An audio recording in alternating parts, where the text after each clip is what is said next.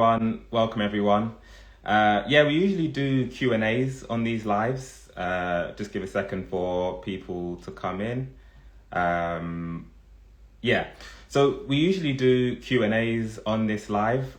Just for people joining, just saying, we usually do Q&As on this live, but today we're doing something a little bit different. We're going to be talking about an underserved part of our society. I wouldn't say underrepresented because they make up a huge proportion, but it's a community which I've personally been consulting with and seen that they are completely ignored by the healthcare sector for the most part. So yeah, no, my mandatory. Yeah, my well, Can't see them. oh, sorry, Jay just saying people can't see my live, but no, we're live. Complete underserved sector of the community, and that is midlife women. So before you say I'm not a midlife woman, there's lots of midlife women, whether that's your mum, grandma, aunts. So it's a sector that everyone outside of midlife women don't seem to care about. When you're inside the community, then there are lots of other midlife women there to support. But yeah, it's crazy. So I just want to say, anyone who is a midlife woman, anyone who is going through any of the issues I'm going to be talking about, there will be a Q&A at the end. So do share your experiences in the comments, do ask any questions. And then towards the back end, I will be going through and answering any questions with regards to issues you're experiencing. I also want to share the story of my own mum because, she is a midlife woman. She's a midlife Caribbean woman. And she's someone who you wouldn't normally describe as chronically sick. She's not someone who was in and out of the hospital, but she is someone who's always been dealing with chronic health issues. And I think we need to change the definition of how we view chronic health issues, because bloating is a chronic health issue. Brain fog is a chronic health issue. There's lots of things that are just accepted as a normal part of life, which are actually chronic health issues. So my mum has probably been dealing with these kind of things for as long as I've been alive, whether that's chronic stress. She had gallstones, then there was liver issues, and then more recently she was diagnosed with pre-diabetes. And when I was doing the research into pre-diabetes, this one actually blew my mind. So 70% of people that are diagnosed with pre-diabetes end up developing diabetes. So that just tells you the way the healthcare system is currently doing it isn't working. When I saw what she was told to eat, it was high fat, it was everything you don't want in terms of understanding the true underlying cause of diabetes. And it was hard because it wasn't just my mum. I was seeing this in real time with the women I was consulting with. I was seeing it in real time, I started looking at the world a bit differently, and I'd look at any kind of 40 plus year old woman I would look at and would say, oh, they are dealing with a chronic health issue. And no one really cares. It's accepted. It's just part of life. A woman complaining about an inability to lose weight in her 50s, and it's just normal. It's accepted. And I think the interesting thing / sad thing is men don't really have that same issue. You speak to a 50-year-old man on average, they'll have stresses, but usually if they're dealing with that nerve pain type issue, if they're dealing with that chronic brain fog, it's usually viral related. They usually have a diagnosis, they're usually dealing with something. Whereas women, it's more just, you are menopausal, you are getting older. That pain is just accepted as part of life. And I think there's reasons for that, especially for ethnic women. I think the food, if I'm looking at my own mum, the Caribbean diet, particularly in the UK where we are now, is very high fat. It's very full of sugar for the most part. So that definitely plays a role. I think if you go back to the Caribbean, then it's much better. It's a lot more green. It's more fresh, and that definitely helps. And then you think about the stress as well, coming over as a second generation immigrant. That's just not Caribbean. There's lots of Asians and Africans that have that experience, and it's challenging. And I think that adds a layer of stress, but it doesn't get away from the fact that women are disproportionately facing these issues to men, because the diet, the stress, that's similar for men as well, but they don't seem to face these same issues. So why is that? And we're going to explore that. Like I was saying, for everyone that's joined now, you can leave your questions, leave your comments. We'll be doing a Q&A in about 20-25 minutes once I've just spoken through everything. But it'd be great to get your insight, sharing your experience, because Obviously, I'm not a midlife woman, so I can fly the flag, but I can't speak to your experience, personally. So it's great to get your experiences in there as well. But like I say, there will be a Q&A. I also want to talk about a new product that we've launched because it's specifically for midlife women. As I was saying before, I've probably spoken to 30, 40 women in the last few months, and I've messaged countless more. And it's an issue that all the issues tend to be the same. There's a similar trajectory of things that happen. So I decided to do something about it. I didn't want to just sit by and watch it and just comment on it. I actually wanted to make a difference. So we created our Ultimate Cleanse bundle, or Ultimate Cleanse protocol, which is live now, and I'll talk through that as well. So a solution for how we can actually help women going through these issues. So yeah, for anyone who's thinking, as I said before, I'm not a midlife woman. Midlife woman. I don't need to listen to this. Just ask yourself, is your mum dealing with brain fog? Is your mum dealing with an inability to lose weight? Is she dealing with high blood pressure? Is she dealing with prediabetes? Is she dealing with fatty liver? Is she dealing with swollen joints? Is she dealing with arthritis, painful joints? These are all the things that just get accepted that a 40-plus-year-old woman is supposed to have. And then because it's accepted, we don't do anything about it. And the woman complains and they go to the doctor and they're told it's menopausal. Menopause is another thing we need to go into. And this again blew my mind. It's of 15 billion that gets spent in the US funding, only 15 million gets spent on menopause. That's 0.01% of the total budget that gets spent on menopause, where you have 1.2 billion women going through menopause today. So how does that make sense? 0.01% of a budget that 8%, 12% maybe are going through right now today. Doesn't make sense. So anyone that has any menopause issues, please leave a comment. We can, for the Q&A, I'd love to go into that into more detail. Hormones, the things that are called menopause issues or menopause symptoms, they are exacerbated from your drop in hormones. That progesterone, that testosterone, that estrogen, that forms a layer of protection, but it's not the root cause of the issue. I know a lot of people like to think hormones don't really matter, we can just get over it. But that's not the case. They do matter, and we do need to take them into account when we're thinking about how we're going to heal from things. Okay, so I guess I just want to explore a little bit first. Why is it that women are disproportionately suffering these chronic conditions relative to men? I don't believe it's because they're weaker. I mean, we know women's propensity to tolerate pain, women's immune systems, they are stronger than men. So it can't be because of that. So again, this is me postulating, but I think it's due to, when we think about pathogenic load, which tends to lead to chronic issues, it's because women are exposed to more stresses in their life, and I'll explain what that means. But so I think I went on a bit of a tangent before. When I was saying, if you're not a midlife woman and you're thinking, this doesn't apply to me, I don't need to listen, let me go and continue scrolling, I would encourage you to stay, because your mum is probably a midlife woman. You probably have aunts who are a midlife woman. If you're younger, your grandma probably is. You might even be approaching it yourself.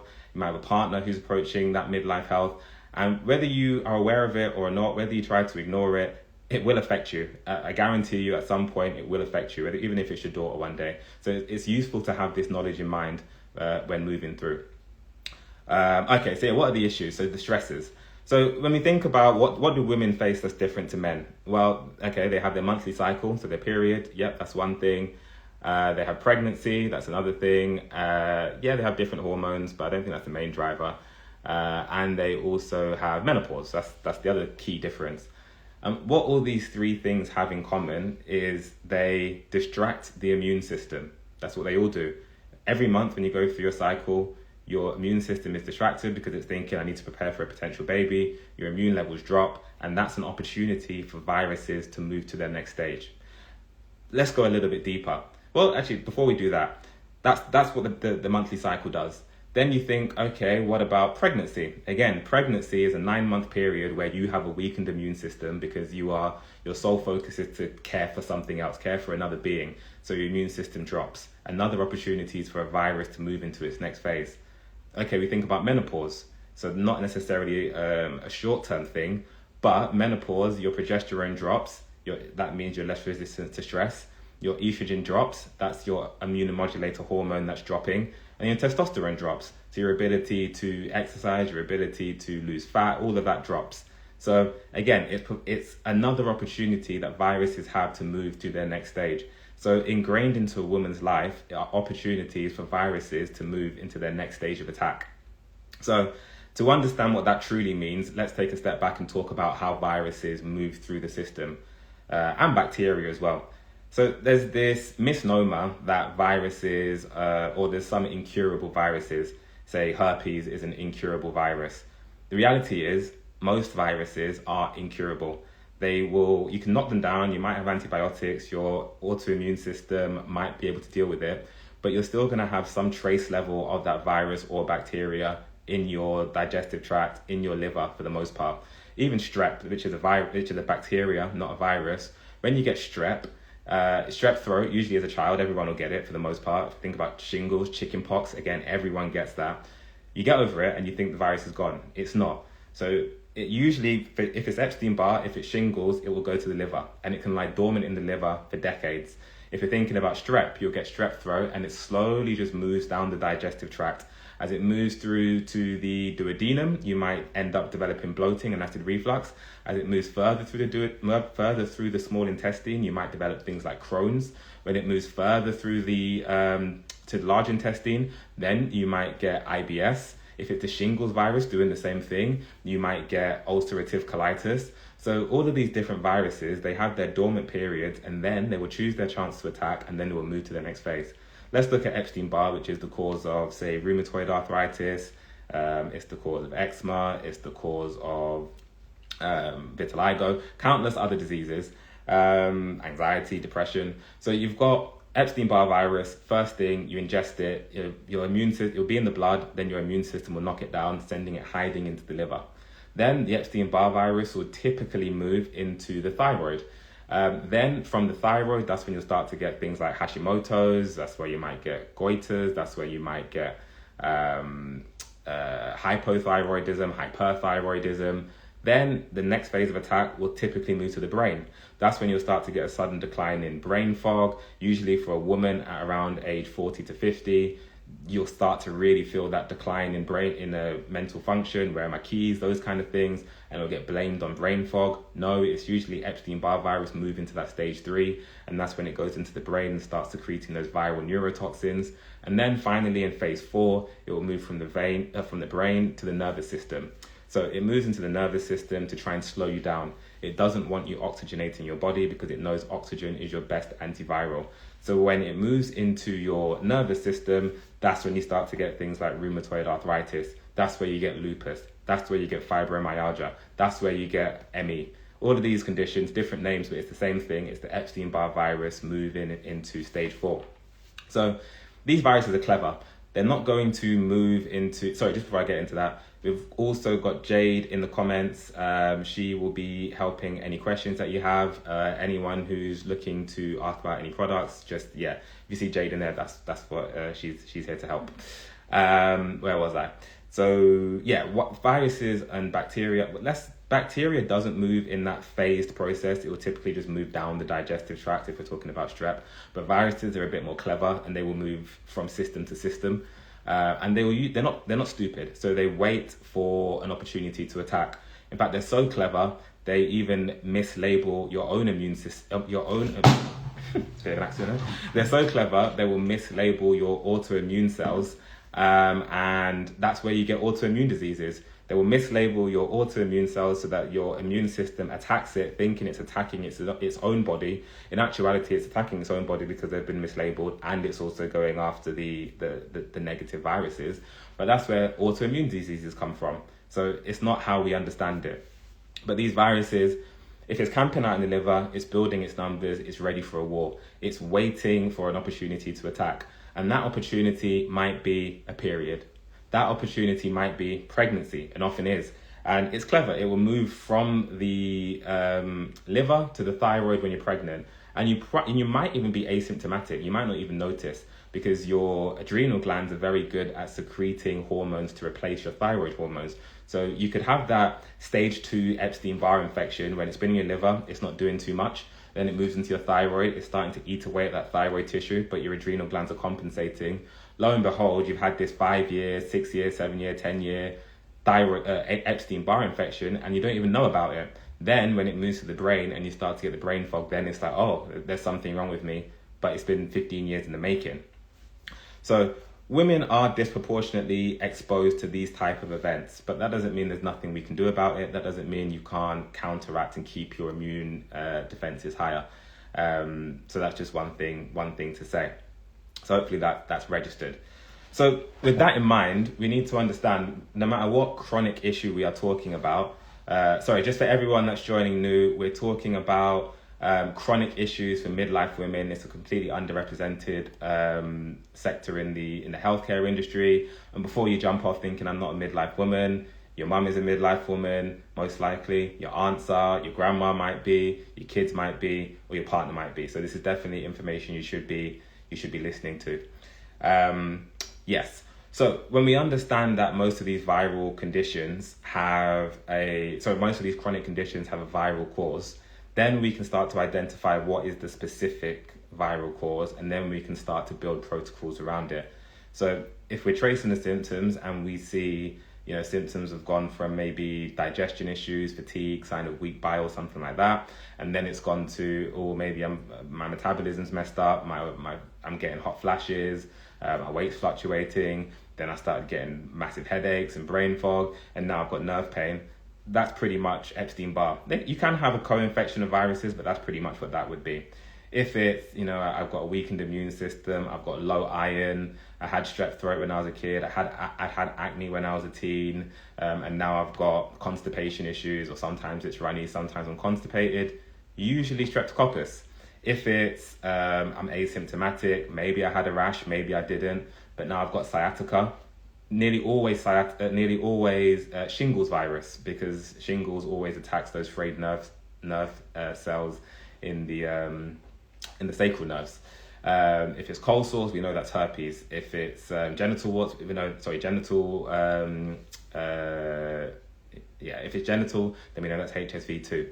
So we can use, and we don't necessarily even need to use blood tests. We don't necessarily even need to do the stool test to understand what viruses we're going after, because we've got such a detailed almost Bible of how these pathogens move, and to be able to identify co-infectants.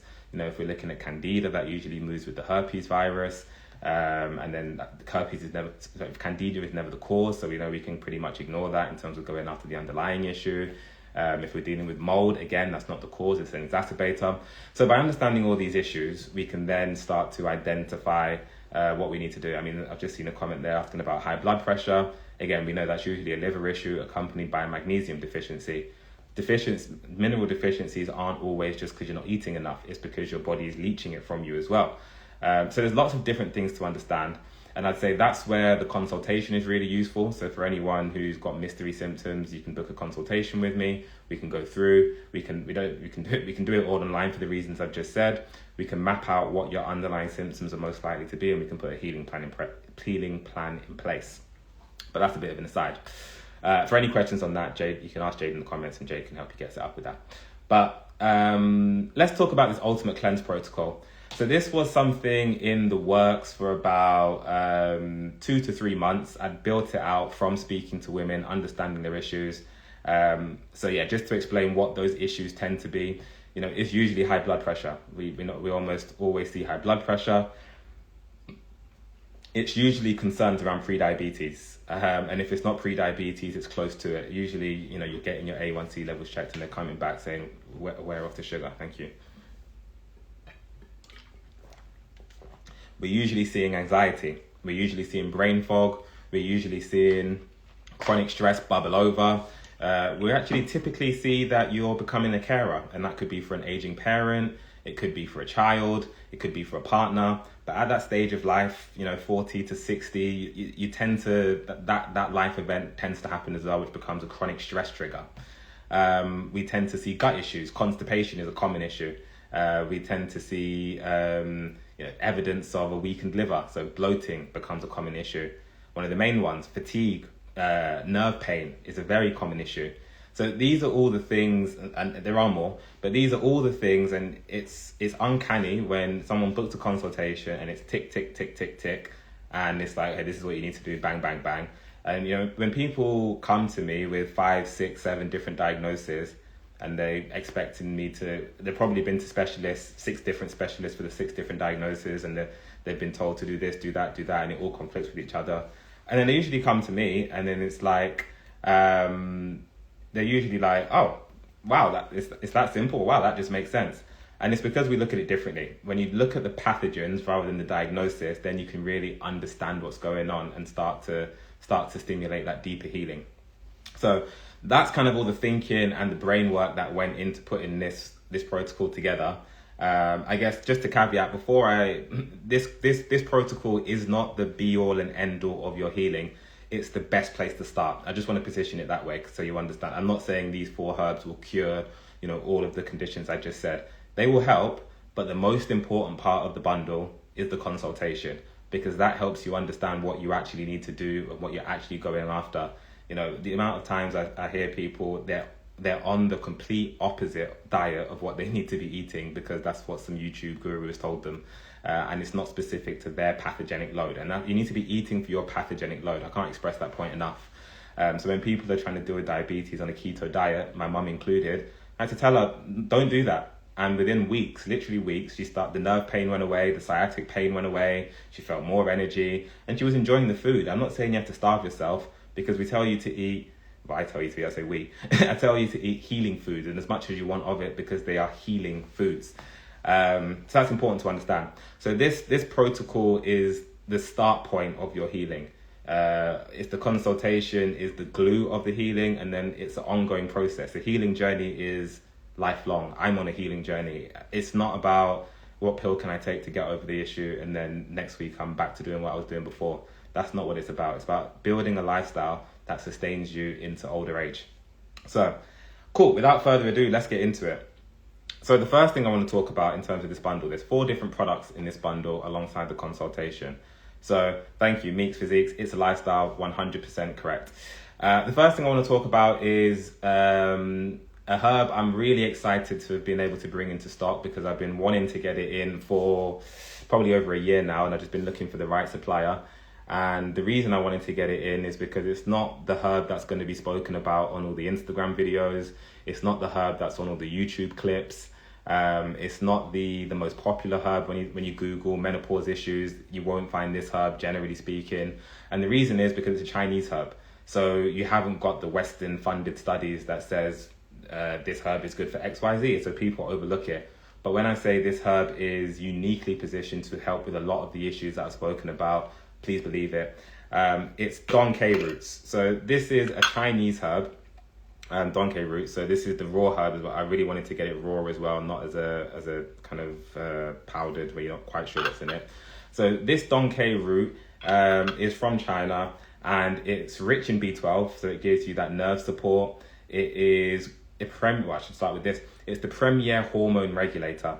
So for anyone dealing with perimenopause, dealing with menopause, dealing postmenopause, or dealing with remnants of those issues, for anyone dealing with PMS, for anyone dealing with fibroids, for anyone dealing with endometriosis, for you name it, anything hormonal related, Donkey is something you should have in your routine. Because what it doesn't just boost estrogen. It's not a phytoestrogen booster. It's not that. It regulates your hormones, and it regulates it separates between your exogenous hormones, which are the hormones that you will get from eating red meat, eating chicken, your pharmaceuticals, those sorts of hormones, and the hormones you create internally. And what the Donkey does, it regulates those internal hormones.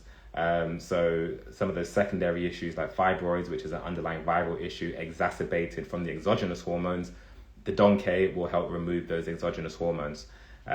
So someone just said they've started taking this fibroids. Oh, amazing. So, for PCOS as well, really good. PCOS has a few other things you can do as well. PCOS is an underlying Epstein-Barr issue where you're getting those cysts are growing to engulf the Epstein-Barr disease. But it's a similar issue where your liver's main job is to protect the reproductive system. But when it gets overburdened, when it gets overloaded, when there's a viral load, it spurts out all the toxins, all those exogenous hormones, then go to the reproductive system, and that's where you start to get cysts and fibroids. But Donkey is something, not Donkey alongside the black seed oil actually. The black seed oil isn't in this bundle, but the Donkey is fantastic for regulating hormones. So again, that's not addressing the root cause of any issue, because hormones aren't the root cause, but it's addressing the layer of protection that you use. As I was saying at the top of this, estrogen offers a layer of protection. It's an immunoregulator. It's also a steroid, but it's also a growth hormone, but it is an immunoregulator. So when you lose that estrogen, when you lose that progesterone, it creates an opportunity for that viral load to move into its next phase. And that's what the Donkey is doing. It's just keeping those defenses up to stop things from moving to the next phase. Okay, the next one I want to talk about is lion's mane. So why did we have to include lion's mane in the bundle? Well, one, because women who have used lion's mane, particularly menopausal women, have ranted and raved about how good it is for getting their cognitive function back. They've ranted and raved about how good it is for alleviating that brain fog. So I can't ignore that. I would have been remiss to not include this in the bundle. The only thing I'd say, if you have fungal issues, we can swap this for the Brahmi. So let me know if you're looking to place an order. But yes, lion's mane is fantastic. You've probably heard about it before. Paul Stamets talks about lion's mane a lot. A lot of Instagram pages talking about lion's mane, but I want to specifically talk about why it's great for healing these chronic issues. So when we're talking about, I was literally just saying that, Zeus. So question with it being a fungus, it doesn't hurt the body. So if you're dealing with an underlying fungal issue like toenail fungus, if you're dealing with athlete's foot, if you're dealing with persistent thrush, anything candida related, mold, that kind of thing, then yes, I would not recommend eating mushrooms generally. And then I haven't got it right here in front of me, but there is Brahmi leaf, which is a leaf, not a fungus. And that's very similar in the benefits of lion's mane. It's just a bit more bitter, so a bit harder to consume, but it's another great option. So yes, that is a great observation. But the lion's mane is fantastic for growing new brain nerves. It's fantastic for stimulating BDNF, and it's fantastic for stimulating the growth of new brain cells. So when we're talking about anxiety, when we're talking about brain fog, when we're talking about chronic stress, the reason we need new brain cells is because those brain cells are getting physically damaged. When you say anxiety, it seems like a made up thing. It seems like something that's not physically happening. That's not the case. When you have anxiety, your adrenal glands, which sit on top of your kidneys, secrete a mix of adrenaline and cortisol. That adrenaline surges through the system. It's basically fuel. You know, if you've ever seen, imagine you're in an accident and you need to, lift the car off you. That's where that strength comes from. If the adrenaline surging through your system, it's like compound V. It gives you that superpower. So, but the only downside is it singes your nervous system. It singes your brain. And when you've got heavy metal buildup in the brain as well, it acts as fuel that goes through those heavy metals, which is a conductor of heat. And that heat and that oxidized fallout from the heavy metals damages brain tissue, and that's what causes the anxiety. That's what causes the dementia. That's what causes even depression in some cases with a mix of viral neurotoxins. So it's the damage that we actually need to look to address, and that's where the lion's mane is fantastic. So we have it in, if you eat raw lion's mane, you have to eat quite a lot of it to get the arenosines and herinosones, to get the active compounds. So that's why we have the lion's mane extract on this one. So this is a dual extract to make sure you're getting the brain boosting compounds to actually stimulate the brain growth. But yeah, it's fantastic for anything related to the brain. And then also cortisol is fuel for the pathogens. So we're talking about the pathogenic load again and again. So when I was talking about opportunities pathogens use to attack, they do use when adrenaline is surging through your system, your liver is overburdened, your nervous system is overburdened, trying to deal with adrenaline, flushing it out of the system. That's when pathogens will attack, and they will replicate, and they will move, and they will go. And that's why you need to moderate your cortisol adrenal release. And that's where the lion's mane is fantastic for that. Okay, the next herb that we had to include in the bundle was shilajit. Similar reason to the lion's mane. Every menopausal woman that we spoke to said they experienced fantastic results with the shilajit. And I can explain why, because it does have 84 minerals. It does have fulvic acid. There's this misnomer that shilajit is only for men. And, I'm partly guilty for that because we do make social media content mostly highlighting the benefits of Shilajit for men. But that's not the case. Shilajit is fantastic for regulating your cycle. Shilajit is fantastic for menopausal issues. It's a hormone regulator, which is why it does boost testosterone in men, but it regulates hormones in women. Shilajit is fantastic for brain health as well. It reduces neuroinflammation. Shilajit also has not as strong as, say, the black seed oil, but it does have antiviral, antibacterial properties. And it also mineralizes the body, because the key issue with the pathogenic load is that it makes the body acidic. And when you've got an acidic body, it leaches minerals out of your bones. So, there's no wonder. I even look at my own mum. She's broken her leg, she's broken her finger. I think she broke her wrist as well. And these aren't serious, they weren't big deals, they're just falls and they're broken bones. Why is that? It's because the bones don't have the minerals they need. And that's where, when you look at menopause and you lose that layer of defense, again, weak bones, brittle bones is another symptom, menopausal symptom. It's not, it's an acidity issue. When your body is acidic, minerals like magnesium, potassium, iron, they're leached out of your bones to neutralize those acids. It's the same reason why you will have people diagnosed with an iron deficiency and they're popping iron tablets, and they are still iron deficient. How could that be possible? It's because it's not being used by you, it's being used by the viruses. That's what's going on. So the Shilajit wraps the minerals in polyphenols, in flavonoids, in a way that you ingest them rather than the viruses. And it doesn't just cause minerals that are feeding things that you don't want to be feeding. Even with iron, some cancers can actually be fed from that, ROS cancers. You can do some research into that as well. But important to make sure that your minerals are coming from natural sources. So yeah, Irene, I say that's me, always low iron. And I'm guessing you taking iron supplements doesn't help.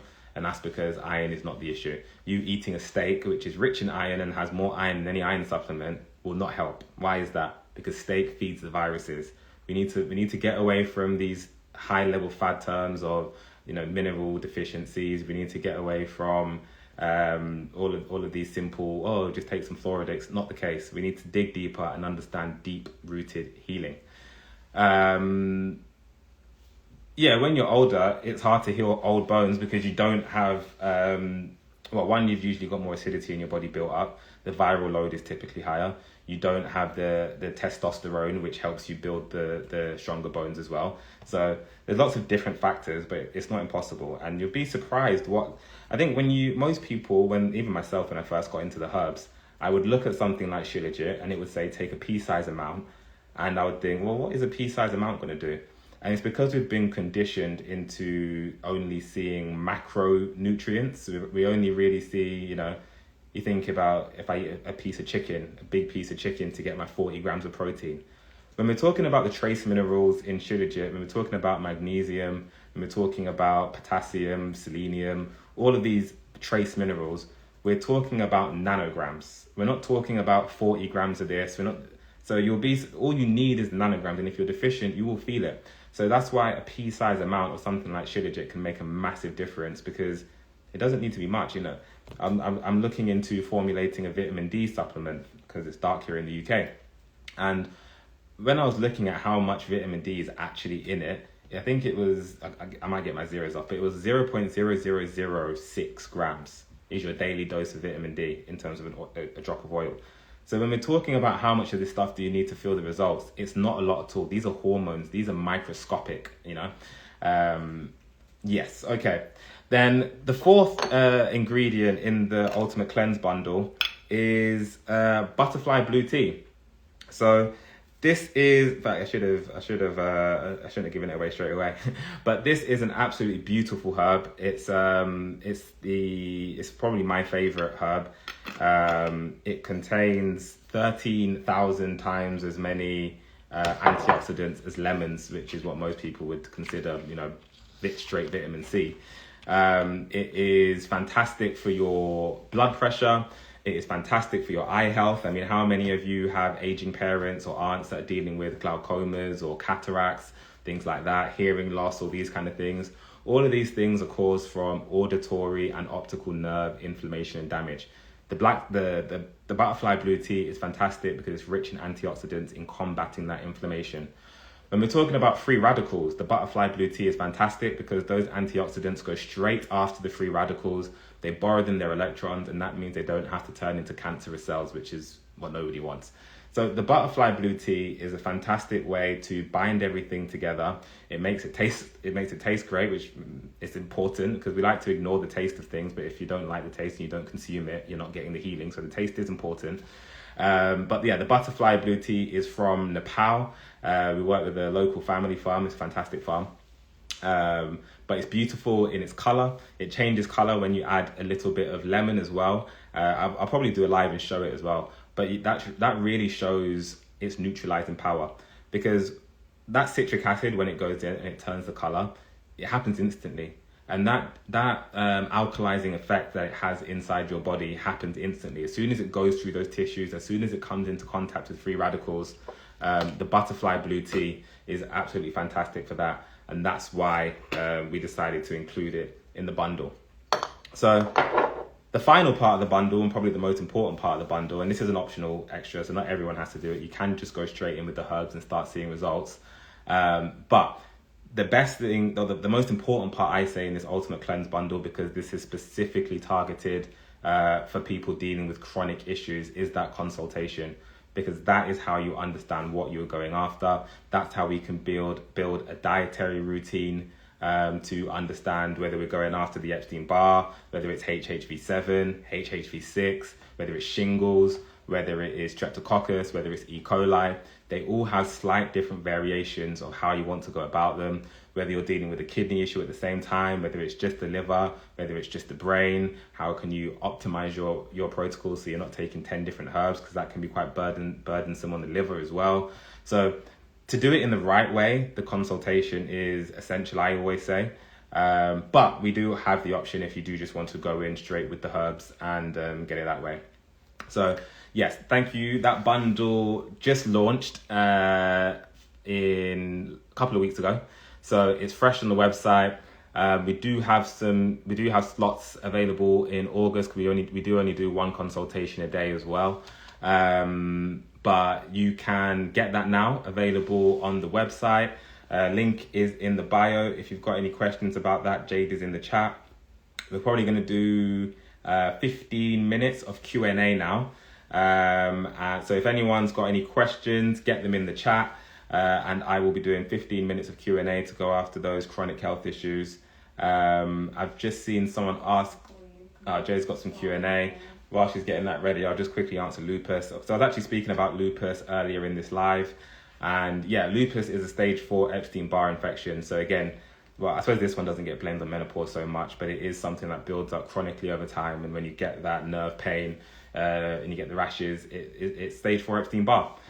So yeah, for that, you want to be, the Ultimate Cleanse protocol is a good protocol for that. I'd probably also recommend adding in some moringa seeds against the Epstein-Barr, and then some black seed oil as well, which is fantastic. All of that is available on the website. Alongside that, you want to lower your fat intake, you want to lower your sugar intake, and you want to be using lots of fruit as well. Someone asked about cacao being a superfood.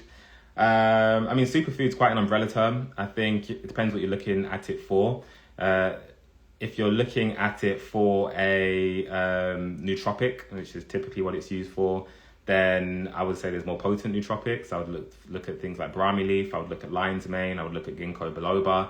I'd look even at lemongrass if I'm looking at it for more of a calming nervine. So they're more potent herbs that I would recommend. I think cacao's become a bit of a buzzword. And that's what I would say. Not to put down cacao and or say anyone that's using cacao is bad, but that's just my opinion on that. Raj Love India, Raj Love London, India. Yeah, if you want a consultation, those are available on the website. You can, I think there's a specific link for that in my bio. So anyone that wants to put that's available there. Someone just asked, is the Ultimate Cleanse protocol available now? Yes, it is. It's on the website. So yeah, if you just go to the website under bundles, it's there. And then the consultation is an optional extra. Jade, have you got any questions? Yes. So this lady joined the live from the beginning, so thanks for doing Oh, thank you. Appreciate that. So she has diabetes, high Mhm. blood pressure, Mhm. overweight, her hair is falling out, and she has sciatica. She's Yeah. no longer having periods, and she also has a small fibroid. Okay, so just for everyone that didn't hear that, and Jade, tell me if I've missed anything, but high blood pressure, diabetes, overweight, hair falling out, sciatica, and no longer having periods, small fibroid, healing old bones. Okay. Yeah, she put that later in there. Yeah. Okay. Do you want to just let me see that? Yeah. So okay, yeah, these are all thanks. These are, let's see, the diabetes, the high blood pressure, the overweight. So you've got one issue, you've got two issues, you've got essentially 2.5 issues here, which is probably, hopefully makes it a bit simpler than what you are, seven different diagnoses. There's 2 underlying issues. There's a nerve issue, there's a liver issue. So that's what we need to focus on cleansing. When you say no longer having periods, is that, are you of menopausal age? I mean, even I say that, if you're not having periods, is that through surgical removal, or is that your... Yeah, she mentioned that she's of age. Oh, okay, right. 53. Okay, so yeah, menopause is not a it's not a symptom, it's a diagnosis, I suppose, but it's not a problem. So yeah, when we're talking about diabetes, that is a liver issue. It's often blamed on the pancreas, but then by giving it that diagnosis, it's diverting attention away from what needs attention. What causes diabetes is your liver not being able to secrete glycogen, and then your pancreas essentially becomes overburdened from having to secrete insulin on a response basis rather than an ongoing basis. Usually people end up eating keto diets, they end up fasting because they're told to fast. These all make diabetes worse because it keeps your cortisol levels high, which keeps your insulin low, so you're not taking in that blood sugar into other body tissue. It's only going to your brain and active muscles, and if you're not doing anything because you're fasting, it's just a waste of time. And then, yeah, that fat is burdening the liver further. When we're talking about high blood pressure, that's typically a overburdened liver making thicker, sludgier blood. It's typically plaque built up in the arteries, especially alongside overweight. And there's usually some magnesium deficiency. And I think it might have been you that said, maybe that wasn't you. But yeah, that's typically what causes that. But it's the same overburdened liver issue. Hair falling out is a nerve issue. So your adrenal glands are probably fatigued. Adrenal fatigue usually coincides with diabetes as well.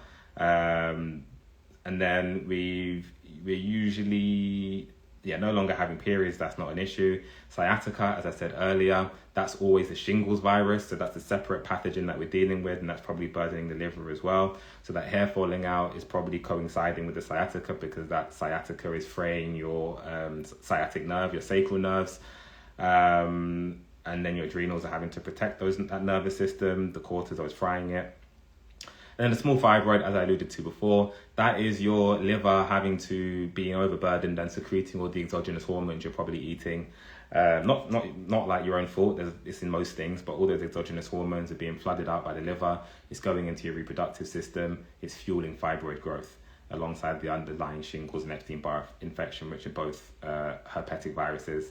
And then with the healing old bones, I think I might have alluded to this one, but that's the acidity. When you've got a significant viral load, we definitely know there's sciatica there. There's probably more viral load in that liver, causing it to be overburdened, and that's what's causing the acidity. That's what, again, overweight doesn't help as well, but that's what's causing those brittle bones. It's leaching minerals from your bones. So yeah, for this one, I would probably recommend a deeper dive, and we can go through, look at your diet.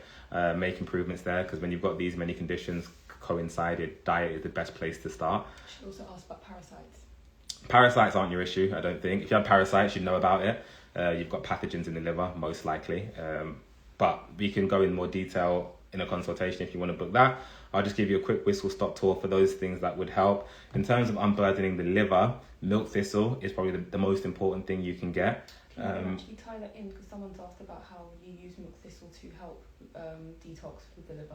Right, so milk thistle is a fantastic herb. It's actually another new one that's launched on the website, but the best thing about milk thistle is the only herb on the planet that can regenerate damaged liver cells. And I'm pretty sure you will have liver damage, and that's not to scare you, to be honest. I'm pretty sure you will have some level of liver damage Most of us do, and it can be reversed. So the milk thistle is the only thing on the planet that can reverse that liver damage because it contains silymarin. So usually you'll see milk thistle in tinctures. We have the raw milk thistle. I don't actually have any here to show you, but it's a bit like flax seeds or sunflower seeds, but you can sprinkle that on salads. You can add it to smoothies. You can add it to soups even. You can add it to food, but you essentially just use it how you would use sunflower seeds. You can add it to smoothie bowls, and this tablespoon is what you need per day. That gives you your daily dose of silymarin. So a heaped tablespoon would be a good way to do it. You don't need to do it every day, but it's just something, if you can incorporate it, that would be a fantastic thing to do to recuperate your liver. I would also recommend moringa seeds as well. So moringa seeds will help bring that insulin sensitivity back. I would also recommend the black seed oil. That will help go after the underlying pathogenic load, particularly for the sciatica. I would also recommend a few more potent antivirals. I would also ask, do you have kidney issues? Because that would impact the protocol. Maybe that's one for a more detailed consultation. But I would also recommend licorice root because that stops the shingles virus from moving. I'd recommend the black seed oil and cat's claw. We don't sell cat's claw, but I would recommend that as another potent antiviral. Lemon balm's another alternative you could use in place of the cat's claw. I'd recommend the Donkey, the premium hormone regulator. That's just going to help boost your defenses as you move through menopause. With regards to the hair falling out, I would recommend the lion's mane, and I'd recommend the Brahmi, unless you have signs of other fungal issues. You didn't mention fungal issues, but I would recommend those two to help with the hair loss and the nerve issue, hair loss and the nerve damage that would have been caused to the sacral nerves from the sciatica. So that's going after the sciatica, that's repairing the liver, that's improving your insulin sensitivity to go after the diabetes. By repairing your liver, you automatically go after the high blood pressure. By repairing your adrenal glands, you can go after the hair loss. And then if you want to supercharge the hair results, you can use batana oil. So this is one that Dr. Sebi recommended as, to quote him, it will grow your hair. And this is fantastic. It's a fruit from Honduras, from the palm tree. And it gets hand crushed or crushed with a stick, and then turned into this cold pressed pure batana oil. But you can massage this through your scalp as well, and that will nourish the quality of your hair. But in terms of the underlying issue, I would say the lion's mane and the Brahmi will help. And then berries, lots of fruit, lots of berries. But yeah, I would actually, before buying any of the herbs, I would actually probably recommend spending that money on a consultation, because that will give you the best rounded way forward. Because most of that work will be done through the diet, and the herbs are supplementary.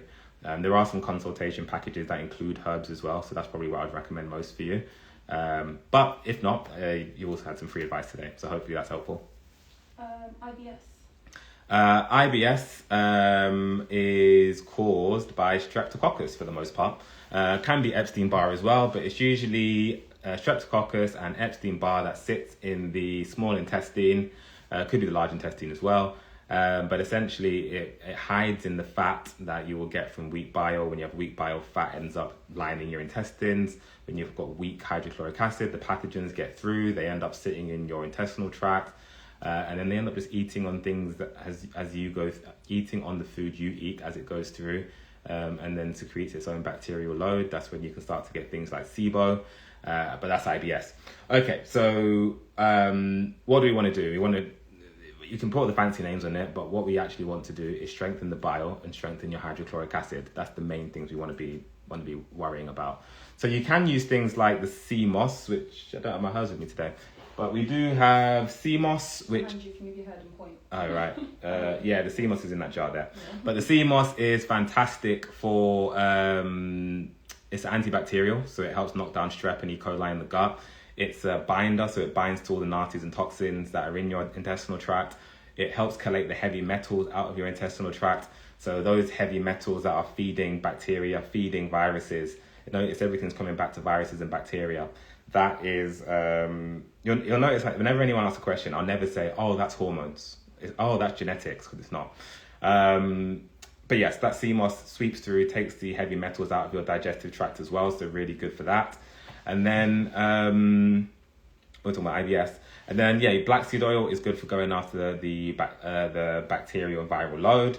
And then you can use artichoke leaf. We don't sell artichoke leaf, but artichoke leaf is really good for stimulating bile. So is dandelion root as well. And then you can use the milk thistle, because again, this is a liver issue. The liver is responsible for your bile production. So you can use milk thistle to repair the liver.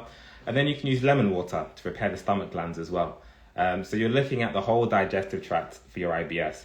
And it's not going to be an overnight fix. And then, of course, you also want to manage what you're eating. So you don't want to be eating eggs. You don't want to be eating dairy. You don't want to be eating red meat. You don't want to be eating pork. You don't want to be eating soy or corn or processed foods. So the emulsifiers as well are quite bad. These are all things that feed the underlying viruses. One thing I've learned from reading all the different sources, so I read Ultra Processed People last year, and it was saying emulsifiers are particularly bad. And then you understand, emulsifiers feed viruses, and then it starts to make sense why these things are so bad for your gut issues. So yeah, I'd recommend avoiding those foods. Fruit. Melons are good, mangoes are good, bananas are good. The pectins in apples are really good. There's a reason why the apples a day keeps the doctor away came from, and it's because of that. So more fruit, avoid the pathogenic feeding foods, and then the black seed oil, sea moss, moringa, artichoke leaf, which we don't sell, and milk thistle would be the best thing. And there's other 5 herbs available on the website. See a few people have joined. So for anyone that is, I'm talking about the herbs. Most of the herbs I'm talking about are the ones we sell, because I don't want to leave you high and dry. The supplements industry can be a room full of dark arts sometimes. So I want to give you sources to products that I know and can verify, and I've seen them work, which is why I mostly recommend my own products. If there's other products that I don't sell that will help the condition, I will of course say it. But I don't necessarily always have direct links, so that's why I just like to say what's here. But anyone who's interested, this live will be recorded, it will be posted, so you can, if something resonates with you, you can jump off, go to the website, the link is in the bio, and you can get those herbs from the website.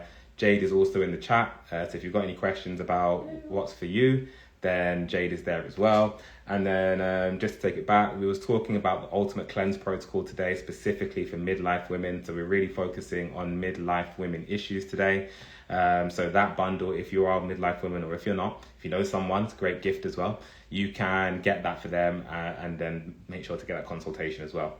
Probably got time for 2 more questions. Okay, I have low ferritin and I'm supplemented for 10 years now. What can I do about the Epstein-Barr virus? The fact you said that when I mentioned PCOS is blown my mind, because I lost that inner outer brows. Right. So low ferritin, I think I was alluding to this before when I was saying when you've got these mineral deficiencies and you're supplementing and it's not working, then why is it? How does that make any sense? Why it's not? Sometimes some people will take the supplement and be able to absorb it, some people won't. And if you're deficient, you can't. How does that even make sense? And it's all to do with the underlying viral load. Again, when we're talking about acidity, or you'll see other people talk about, mucusless diet or avoid mucus forming foods and acidosis. And sometimes it's nothing to do with the food. That's something that we really need to understand. A lot of the time it's nothing to do with the food, because there's people that have, were on a more acid forming diet. They've moved off that diet. That maybe now they're only eating fruits, maybe now they're a vegan diet, yet somehow they're still dealing with acidosis. So how can that be possible? And it's because the viral load produces its own acids. The neurotoxins that come off the viruses are acidic, and they can make your environment acidic. They can make your gut acidic. They can make your blood acidic. They can make your brain acidic. So when you're dealing with low ferritin, it's probably because you have a viral load, and you've mentioned Epstein-Barr, we've spoken about the PCOS, and that's what's causing it. So I would ignore the any mineral issue that you've been diagnosed with, because it's secondary. It's not dealing with the underlying thing. So I would look to an Epstein-Barr protocol. With the PCOS, it's less so that it's moving around your body and causing havoc that way. So what I would recommend for that would actually be the donkey roots to get rid of those exogenous hormones. I would recommend the black seed oil to go after the underlying Epstein-Barr infection. I would go for the sea moss, which is behind me. I would get the sea moss because that mineralizes the body. It's also got zinc and iodine in a good concentration, which is really good for going after the Epstein-Barr virus. For all herpetic viruses, so we're talking about Epstein-Barr, HHV7, shingles, cytomegalo, zinc shuts the lights off on the virus. So zinc needs iodine to be catalyzed by your body. So when you've got zinc and iodine in a good concentration, that makes it a super powerful antiviral. And that's why seaweeds are so good, particularly red seaweeds, because the red means it has that iodine. So your Atlantic dulces, your sea mosses, your full spectrum sea mosses, these are all really good options for going after that underlying Epstein-Barr. So yeah, I would go for the Don K, the sea moss, and then the black seed oil. And then you'll also find that the sea moss is remineralizing your body at the same time. And you'll also find that Shilajit can help remineralize your body as well, because it also helps boost your coenzyme Q10 levels, which is the hormone that helps you absorb nutrients. So that's where that Shilajit comes in really handy, and helps regenerate the liver as well. So that's what I would recommend for that, and the Shilajit is also good for PCOS as well in its own right. And again, when you're thinking about, oh, my iron is low, I need to eat a whole steak. You don't need a steak's worth of. You don't need you don't need kilograms of iron. You need a little bit, which is why a little bit of Shilajit can make all the difference. All right, Jade. Any more questions? Yeah, a couple. So someone asked, is glutathione good for the liver? So I've actually been researching some brands that sell that, and just to show you here, it's got full of emulsifiers and things like that in the ingredients. Yeah, thank you, Jade. Took the words right out of my mouth. So the question was, is glutathione good? And yes, glutathione is fantastic for the liver. Glutathione is an antioxidant for the liver. The only issue is that when you take glutathione as an isolated nutrient, it will have the fillers, it will have all the isolated chemicals which are not bioavailable that Jade just mentioned. So really, when you are looking at glutathione, you should always be thinking, how can I get it naturally? And how can you boost glutathione, you might ask? Milk thistle. Fantastic. All in one place. So the milk thistle regenerates damaged liver tissue, and it stimulates the production of glutathione, which is an antioxidant which cleanses your liver. So don't buy synthetic glutathione. Don't buy any synthetic mineral, I would say. The only thing I would recommend getting synthetically is vitamin D, because it's pretty hard to get vitamin. Even then, you can eat mushrooms. You have to eat quite a lot of mushrooms. So the only thing I recommend getting as a supplement, if you're not a meat eater, because if you are, you can eat salmon or fish eater. The only thing I recommend is vitamin D. But stuff like glutathione, milk thistle is a much better bet. Liver cleansing herbs are better for that. And that milk thistle is available on the website. All right, Jade, we'll do one more question then close it out. Maybe two more if you can. So Okay. This is just Raj again. So he has been suffering with SIBO for 5-6 years. Yeah. So I know he said that he's interested in the consultation. I've asked, I told him to DM, but he's also asked about bentonite clay for the gut. Yeah. SIBO should really be called, I said this in the last live, but with SIBO's coming up again. So SIBO should really be called Streptococcus. The S in SIBO should stand for Streptococcus, because that's what's really at the cause of that issue. I think I kind of alluded to it before. When you've got Streptococcus built up in the intestines, then other bacteria comes into play. Candida can come into play. It can leach iron from your system. It can mess up your GABA production and cause brain fog issues. Lots of different things can happen, but it all comes down to that underlying Streptococcus infection. Can you use bentonite clay? I have a preferred protocol, so I'm not here to poo-poo any other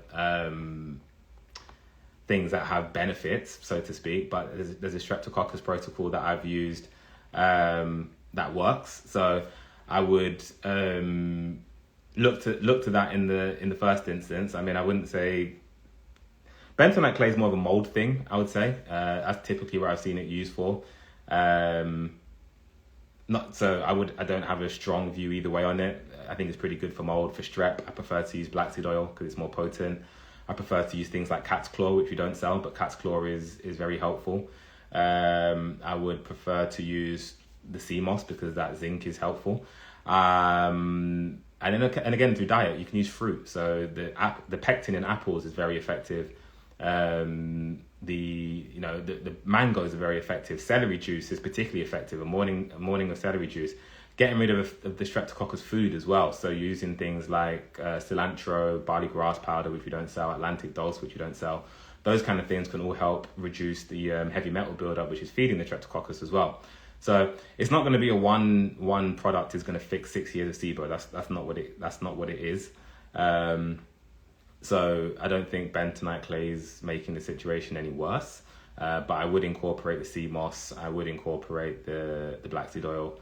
And I would look at your overall diet. So that's what I would like to do in a consultation with you. We can go through, see what foods you are eating, which is helping. I mean, this live is going to be recorded, so you can go back and have a look through, because I've mentioned it already. The things. The previous live with SIBO as well. Yeah, so there's a few lives where you can have a look. But yeah, if you want to go through your specific diet now, then yeah, it's not now. But if you want to go through your specific diet with me, we can do that in a consultation. Would oregano oil help with bacterial load? Yes, it does. So oregano oil is very good for bacterial load. The only thing, it's also good for herpes as well. So rubbing it topically on the spine and the trigeminal nerves where that herpes usually is very good as well. I would just say be careful with oregano oil and make sure that you are using one that is either topical or ingestible. So if it's an oral supplement, make sure it's that.